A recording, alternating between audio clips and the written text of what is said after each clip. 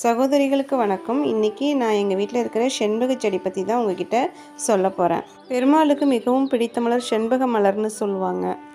எனக்கும் இது போல் எங்கள் வீட்டு செடியிலையும் நிறைய பூ பூக்கணும்னு ஆசை. ஆனால் நான் செடி வச்சதுலேருந்து முதல் பூ எடுக்கிறதுக்கு 3 மாதம் கழித்து தான் முதல் பூ வந்தது. பூச்செடியில் நிறைய மொட்டுக்களும் பூக்களும் வைக்க தொடங்கியிருக்கு.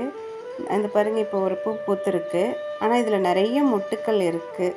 இந்த செடியை நான் ஒரு லோக்கல் நர்சரியில் தான் வாங்கினேன். வாங்கும்போது ஒரு 4 அடி உயரத்துக்கு இந்த செடி இருந்தது.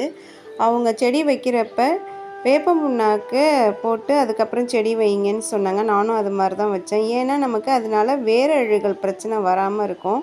இதை நான் வந்து மாடி தோட்டத்தில் வைக்கல. எங்கள் வீட்டு வாசலில் கொஞ்சம் இடம் இருக்குது. அந்த இடத்துல தான் இந்த பூச்செடியை நான் வச்சுருக்கேன். இந்த செடி வச்சு ஒரு 6 மாதம் ஆயிடுச்சு. இப்போ நல்லா ஒரு 7 அடி உயரத்துக்கு இந்த செடி வளர்ந்துருக்கு. சீக்கிரமாக பூ பூக்கணுங்கிறதுக்காக நான் நிறையா எக்ஸ்ட்ரா கேர் எடுத்து ஏதாவது ஒரு உரம் கொடுத்துக்கிட்டே இருப்பேன். வேஸ்ட்டு கம்போஸ்ட்டு, டெய்லி அரிசி கழுவுறது, பருப்பு கழுவுற தண்ணிலாம் கொண்டு வந்து ஊற்றிக்கிட்டே இருப்பேன். இப்போ ஒரு 15 நாளைக்கு முன்னாடி இதுக்கு ஒரு தேமூர் கரைசல் கொடுத்தேன். பூச்செடி வளர்ப்பு சம்மந்தமாக ஏதாவது உங்களுக்கு டீட்டெயில் வேணும்னா எனக்கு கமெண்ட் பண்ணுங்கள். நான் உங்களுக்கு அது சம்மந்தமாக டீட்டெயிலாக நெக்ஸ்ட் வீடியோவில் பண்ணுறேன். உங்களை நான் நெக்ஸ்ட் வீடியோவில் சந்திக்கிறேன். நன்றி, வணக்கம்.